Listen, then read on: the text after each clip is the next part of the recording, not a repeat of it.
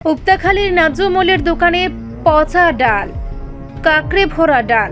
খাদ্য দপ্তরের গাফিলতি ও দুর্নীতিতে ক্ষোভে ফুঁসছে সাধারণ মানুষ। রাজ্য সরকারের মুখে স্বচ্ছ প্রশাসন ও গরিব বান্ধব প্রকল্পের সাফল্যের গল্প, কিন্তু বাস্তবে চিত্র সম্পূর্ণ উল্টো।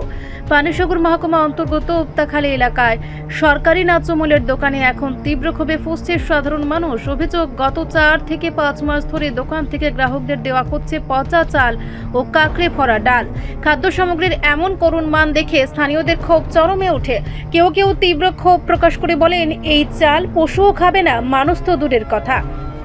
বৃহস্পতিবার স্থানীয় অভিযোগের পর ঘটনাস্থলে হাজির হন ধর্মনগর খাদ্য দপ্তরের ইন্সপেক্টর অসীম চৌধুরী, কিন্তু উপস্থিত জনতার বিস্ময়ে তিনি নেশাগ্রস্ত অবস্থায় দোকানে পৌঁছান।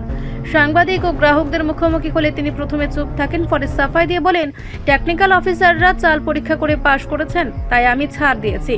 এই বক্তব্যে সাধারণ মানুষের ক্ষোভে আরও বাড়ে। অবশেষে জনরোষ দেখে বাধ্য হয়ে তিনি জানান, চাল আনলোড করা হবে না, ট্রাক ফিরিয়ে নেওয়া হবে।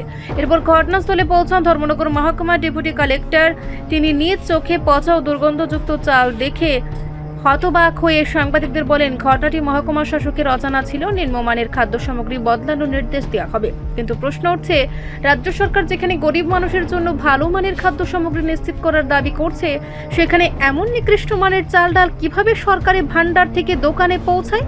খাদ্য দপ্তরের ভেতরে কি অদৃশ্য কোনো দুর্নীতির চক্র কাজ করছে, যারা সাধারণ মানুষের পাতে বিষ তুলে দিচ্ছে? এটাই কি মুখ্যমন্ত্রীর গরিবের কল্যাণের ছবি? সরকারের কর্মকর্তারা যখন নেশাগ্রস্ত অবস্থায় দায়িত্ব পালন করেন, তখন সেই সরকারের ভাবমূর্তি কতটা ভরসাযোগ্য? প্রশাসনিক উদাসীনতা ও দুর্নীতির কারণে আজ গরিব মানুষের পাতে পড়ছে পচা চাল, দুর্গন্ধযুক্ত ডাল। সচেতন মহলের বক্তব্য, এই ঘটনার মাধ্যমে পরিষ্কার, সরকার জনকল্যাণ নয়, ঠিকাদার আর দুর্নীতিবাজ অফিসারদের স্বার্থ রক্ষা করছে। গরিবের পাতে পচা চাল দিচ্ছে কারা? সরকার কি সত্যিই জানে না, নাকি জেনে শুনেও চুপ করে আছে? জনগণের প্রশ্ন এখন একটাই, এর দায় কে নেবে? সাধারণ জনগণের অভিযোগ, এই উক্তাখালীতে যে ন্যায়মূল্যের দোকান রয়েছে, এটার মধ্যে বাজে চাউল আইতেছে দীর্ঘ 5-6 মাস থাকিয়া। তো আমরা জানতে পারলাম আপনি এখানের ওনার, তো এই বিষয়ে আপনি কি বলবেন? চাউল ঠিক আছে, খারাপ পড়ছে, একটু জোড়া জোড়া চাউল পড়ছে, মাঝে মধ্যে কিছু ভালো পড়ে, তো মিশিয়ে চালাইতেছি। তো বেশি খারাপ পড়ে ওটি আমি প্যাক করে রাখছি। এখানে 5 ব্যাগ চাউল আছে। ডাইলেরও অবস্থা তো আমরা ডাইলের জানাইছি, ডাইলে কইছি যে ডাইল নতুন ডাইল এলে করে দিব, হ্যাঁ, এটি বদলে দিব। তো 4-5 মাস থেকে যেহেতু তারা এখান থেকে নিতাছে, তো তারা তো আপনারা নিশ্চয়ই আপনি জানেন বা ওনারা আপনারা জানাইছে, তো 4-5 মাস থেকে আপনি কি হায়ার অথরিটির সাথে কথা কইছেন? কথা কইছি, এফসিতে তো জোড়া জোড়া চাউল, এফসিতে সারা গোডাউন জোড়া জোড়া চাউল। তো এটা খাইয়া যদি সাধারণ জনগণের কিছু হয়, এটা লাইবিলিটি কে নিব? এটা তো আমি এরপরে তারা পাবলিকও বলছি, তোমরা ফুটের সাথে কথা কো। ওনারা কি কথা কইছে? আপনি পার্সোনালি কথা কইছেন? তারা কথা কইছে, আমিও কইছি, কিন্তু কথা কইছি। আজকে তো আরও অভিযোগ দেখলাম, 2 গাড়ি মাল সেই মাইয়া ঢুকছে বাজে চাল। তো আজকে তারা এখানে আটকাইছে সবাই।